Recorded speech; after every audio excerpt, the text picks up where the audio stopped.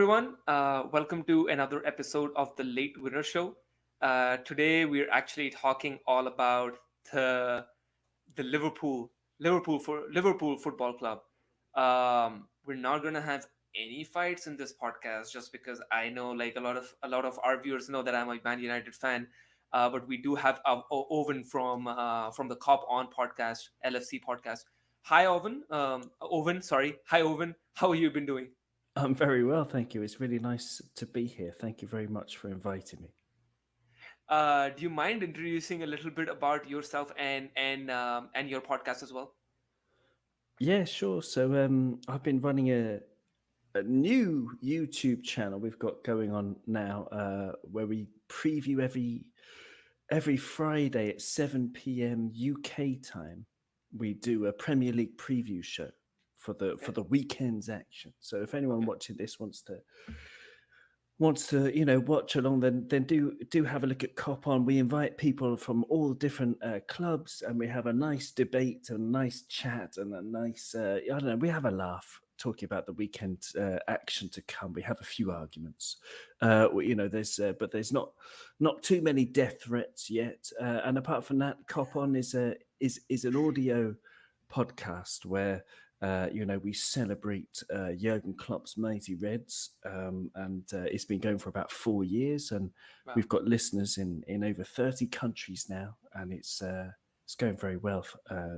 Yeah, so that's cool. So if anyone wants to listen to that, but only Liverpool fans would be interested, probably not so many Man United fans, unless you want to hear how annoying and unbearable we are because we're so happy being under Jurgen Klopp at the moment. Yeah. Yeah. No, I mean for me it's definitely more about just the football and not like it's not like I'm not going to listen to any Liverpool podcast or any Chelsea podcast or City podcast. It's not like that. I want to I would want to know from the dedicated club fans that what do they actually think about their club and how their season's going. You get some like really in-depth knowledge, which you don't like when you're just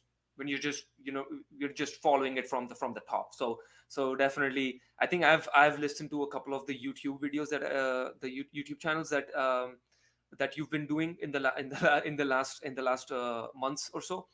I would definitely go back and check out that Liverpool check out the audio podcast as well. That being said, let's get our show started. And before we do that, please make sure that you like, share, and subscribe to the Late Winner Show. Please make sure that the links are in the description below. Please make sure that you follow us on Instagram and Twitter for any kind of football news. We do kind of like really good prediction stories on Instagram, so definitely go ahead and play around with that. Definitely hit that like button. Definitely helps us with the YouTube algorithm and all. With that, let's get started with Liverpool.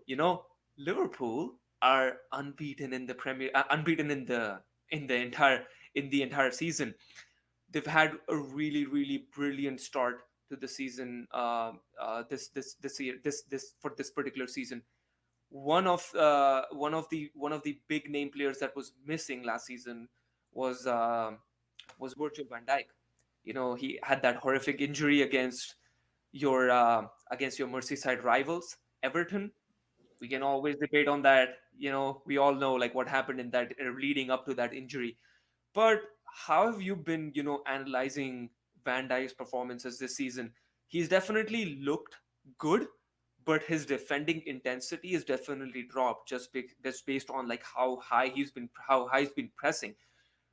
It's often said that when a player comes back from the ACL injury, it takes him about 18 months to actually get up to that full fitness.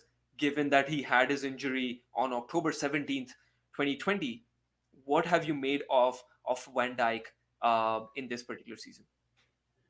Well, first of all, it's fantastic that he's back so soon, because sometimes with ACL injuries, especially when you're just hacked down by a Tyrannosaurus Rex looking freak in the Everton goal for Yeah. no particular reason, then I think um, I think it's remarkable he's back already. I think it's remarkable that as soon as he gets back, Liverpool's clean sheets start again, because they really did. But yes, I mean, obviously it'll take a little bit of time for him to come fully back to speed. But there's one thing with Virgil that's very hard to do, and that's look at stats, because I don't think defensive stats do him justice.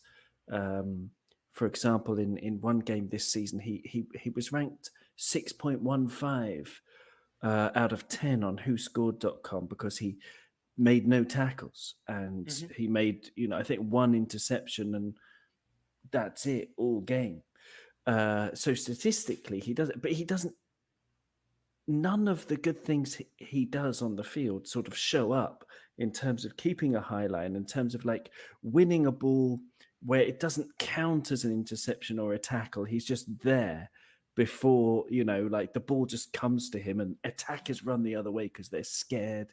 And, he just sort of stands next to them with his colossal figure, and they're like, okay, yeah, I can't be bothered. I'm going to go and stand next to 𝗕𝗲𝗓𝗕𝗏 because he's also a man mountain, but I'm not going to get any change out of Virgil. So just by absolutely being there and scaring them, he's still got that quality.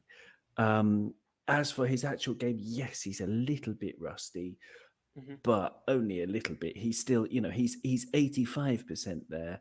And 85% of Virgil van Dijk is at least 84% better than most other defenders in the Premier League. So, it's just brilliant that he's back. That's I think that's really well said. The one stat that's fallen for him as well is the long range passing. I think he has had 52% of successful long range passing this season compared to the last seasons, which was 55 and 62 respectively. You can't blame that. I mean, it's still very it's still very high compared to the average center back, long range passing, which is about 45% in the Premier League. Do you think that that relates to anything? And we're still very early into the season. Do you think that relates to any of this stuff is related to his injury, and he's still trying to feel his feet into the Liverpool football ground? Well, I think it's too small a sample size to draw any conclusions. 7 games where two of them are against Chelsea and Manchester City, who are very, very organised defensively. So yeah, I wouldn't read too much into it, to be honest. Also, with long passes, they're either going to feet or they're not going to be successful because we don't have any big players up front or anything. So it's not like we're winning headers. It's not or anything like that. So it's always glorious things. And I think, yeah, he's played some beautiful long passes. I think he's been instructed to play a few more long balls than usual. Like he tried quite a few more against, I think it was 12 or something against Man City this season, compared to last season where he tried a few. Sorry, 2 seasons ago where he tried a few fewer. But he's generally, I think he averages, about, as you say, 52-60% in long passing, and he's got it. It's beautiful to watch. And I don't think it's anything to do with his injury. I think that'll even itself back up to around about 60%. I mean, we're playing Watford next, for example. They're good, but they're not. I don't know, unless Ranieri can somehow galvanize them to play really well, which is possible. But those stats can go up by like 4% in one match because the sample size is too small generally. Hey, I wouldn't go as far as the last time that Watford were in the Premier League, you guys were undefeated. You guys were going undefeated, and that they were the first team to actually defeat you that season. So that might happen.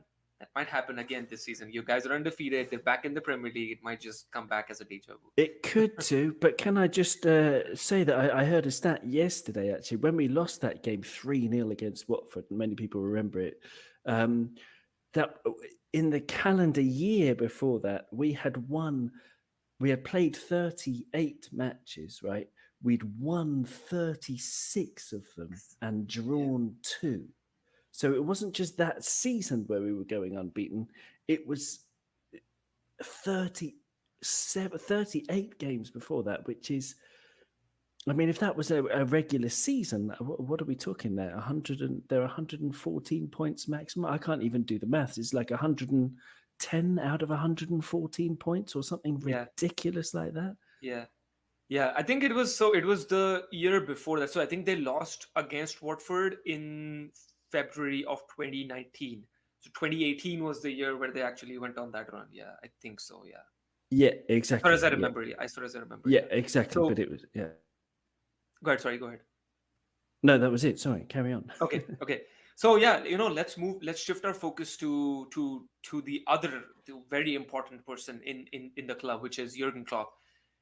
As I mentioned, we were talking about it offline. You just can't hate that guy. Like he's just so lovable. The way he's transformed Liverpool in the last 5 years is just astonishing. He promised a league title to them, and he's definitely delivered it at Liverpool after almost 30 years. Since Liverpool fans were craving for it. You we we might say that Liverpool fans were like, hey, just don't cancel the season when that pandemic happened, because there was a lot of things going around like, hey, that my season might just get suspended, or not suspended but cancelled. And a lot of Liverpool fans were like very vocal about it. There's no way that you could cancel that season, right? But as it stands, as it stands, Mohamed Salah and Jurgen Klopp will leave Liverpool in successive summers. We'll talk about Salah in a bit, but Klopp has long maintained that 23-24 season will be his last season as Liverpool manager, and it just seems that the separation date from a club he has transformed remains imprinted on his mind. Do you really feel that Klopp would actually leave, and do you think that Liverpool should actually give him a break, since he's been, if you go by the dates that he's already said, it's going to be 8 years, I think 8 years since with the club. And I think on October 8th of this year, so basically a couple of days before, as we're recording this, he completed 6 years with the club. What do you think in terms of what do you think in terms of that? Like, do you think that Liverpool, if he demands a break, Liverpool just should give him a break and then ask him to come back after a couple of seasons? Or do you think that this story just ends at that 23-24 season? Yeah, it's an interesting prospect because I do think all of our success, all of it really stems from him. There are lots of Yes. people, including Virgil van Dijk and Mo Salah, perhaps we can talk about in a bit, who are also, the whole team is really important, but it comes from Jurgen, the way that he motivates them, the way that he makes them believe in themselves. And yeah, I do think in 2024 he's going to have at least a break. And if we say to his assistant, 𝗕𝗲𝗬𝗓, that you can take the reins for 1 year or even 2, and then Jurgen can come back, he can have a sabbatical, he can spend time with his family, which he often says he wants to do, then I would be delighted with that. I would be absolutely delighted with that. But we don't know. We don't know that, what's going to happen, of course. I doubt in Jurgen's mind, he seems like the kind of guy who, when he's fixed 2024 as a date, like he's made a promise to, he mentions how, he can't spend much time at home. He's made a promise to his wife and children to spend more time with them. And I know he's a man of his word. So I do think that is definitely a cutting point. But whether it's for a sabbatical or whether it's in the longer term, who knows? I mean, he might want to go and, manage in Spain. He might want to go somewhere else, German national team. But whatever he decides, he's earned it already to just do whatever the hell he wants, because he's already a legend and a hero to many. I think that's very well put, because I feel the same. I think all the success that Liverpool has had since he's come along, it's been immense on the team. You could argue there were a couple of seasons where you thought that he should have delivered something as well. But hey, the way he's transformed in the team, and the way he's brought in the types of players actually he's brought in with the club, it's really, it was really important for Liverpool Football Club to get those players. And you could see, like, he identified the positions that needed strengthening in the first couple of years, and he just got them in one single summer. I think Allison and I think Allison and Salah and Mane, I think they were brought in the same summer, as far as I remember. or Salah and Mane were in the same summer, and then Alisson was brought after that? Mane was the first one in 2016. So Klopp's been in Okay. charge since 2015. Yeah. And if you haven't been following it as obsessively as Liverpool fans do, then you can't really see how brilliant it's been, because really to follow this story has been immense and beautiful and wonderful. So when he took over in 2015, I've actually got his first ever lineup here. Okay. He had 𝗕𝗲𝗓𝗏 in goal, Alberto Moreno, Mamadou Sakho, Martin Skrtel, and Nathaniel Klein was his back four. He played a 4-2-3-1 that day. He played 𝗕𝗲𝗏𝗏 and Lucas in holding midfield. And then the three in front of them were Coutinho, Lallana, and Milner, with Divock Origi up front. So that was his first ever lineup. But the bench that day was Kolo Touré, Joe Allen, Jordan Ibe, Adam Bogdan, Jerome Sinclair, João Teixeira, and Connor Randall.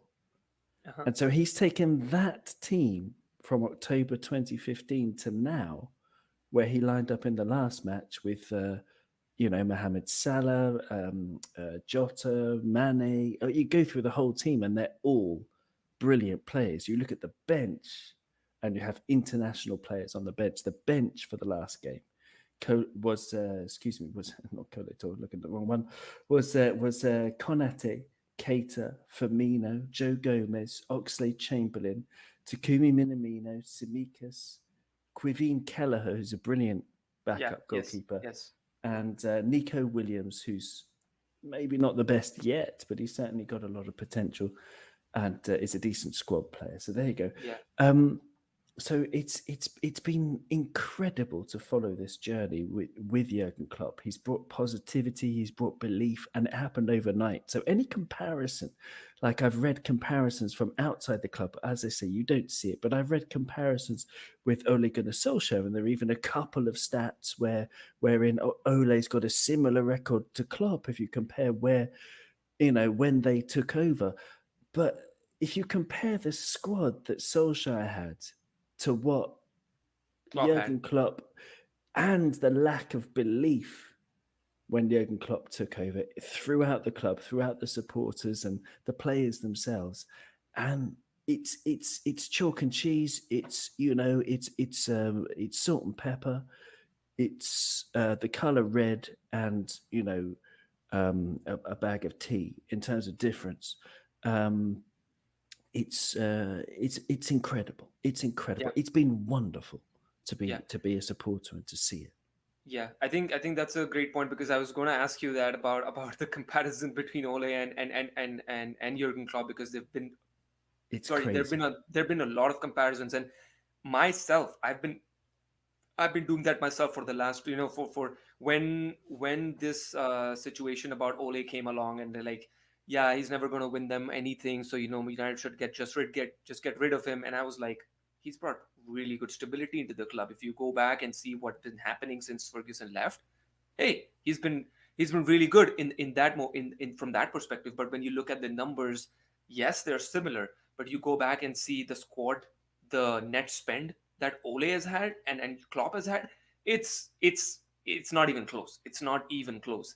He's spent so much money over the years, even though we feel like, yeah, Ole's not got his players that he wanted for the last couple of years, but it's not like that. They've spent a lot of money. Gordon, Bruno Fernandes, brought in Van Bissaka, Maguire. These are all really, really expensive players that he got. So it's not like he did not get his players. Yeah, but yeah, I'm not going to talk about United in a Liverpool podcast.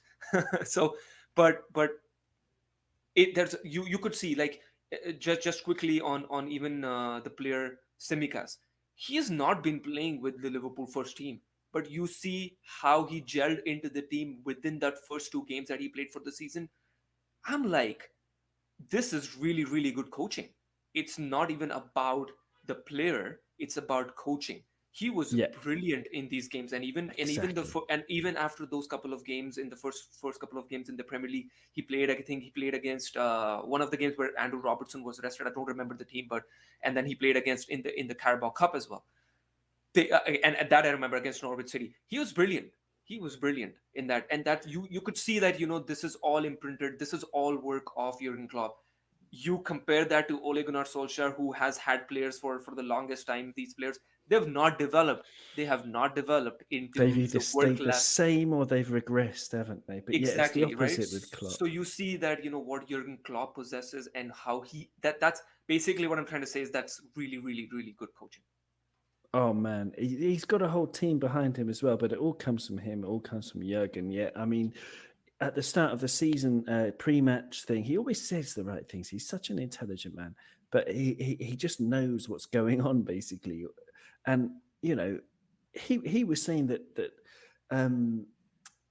for some players, he wasn't specific. For some players, it was very difficult last year.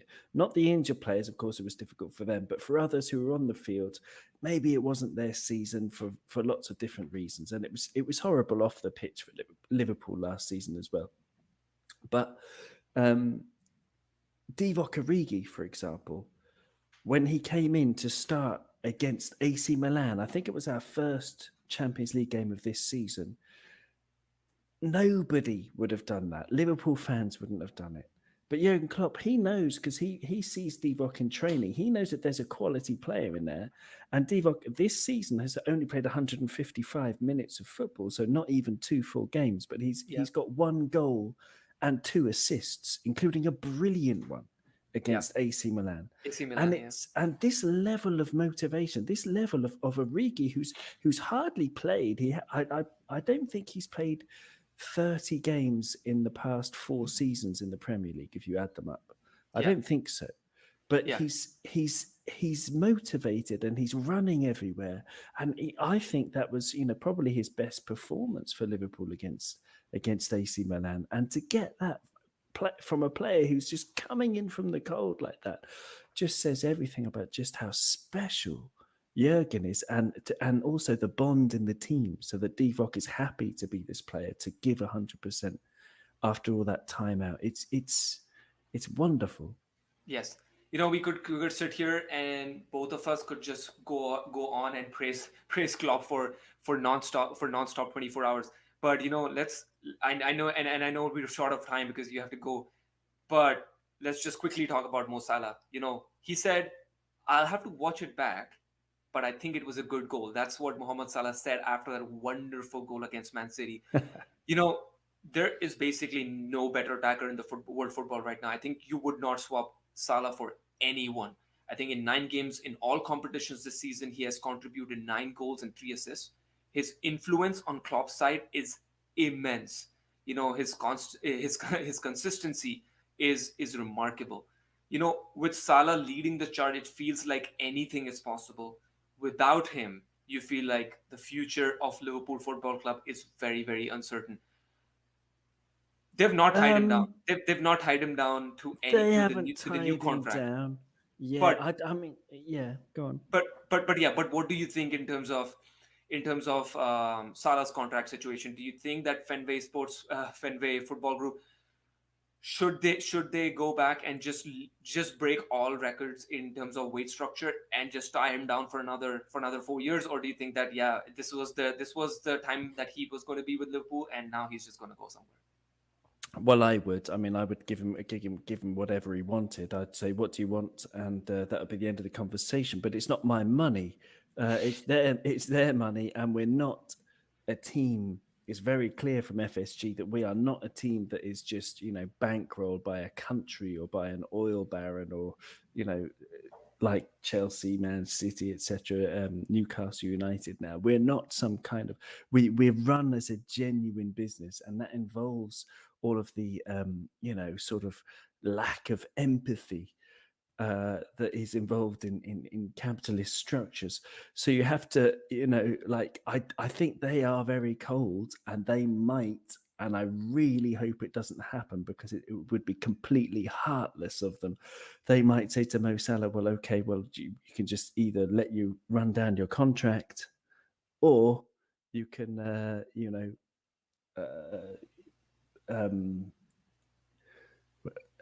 you can run down your contract, or we'll get a small fee for you, maybe, or I don't know." They might do that, but he deserves everything because he's been brilliant. 100 goals in 151 games for Liverpool, which beats Sir Roger Hunt's record of 152 games. So he's the fastest player ever to 100 goals.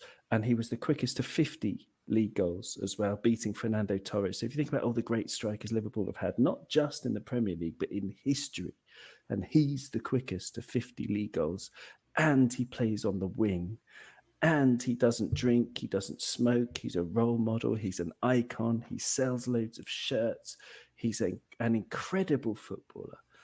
And I mean, again, I can talk about him forever, but I would 100% break my wage structure just to keep him. And you mention it to all of the squad, and they say, well, and you just have to say to them, well, look, it's just Mo, and we're going to give him 350k a week, and it's 100 grand more than you. And they'd probably be like, yeah, all right, because he's Mo. I don't know, but the reality of business is a different thing.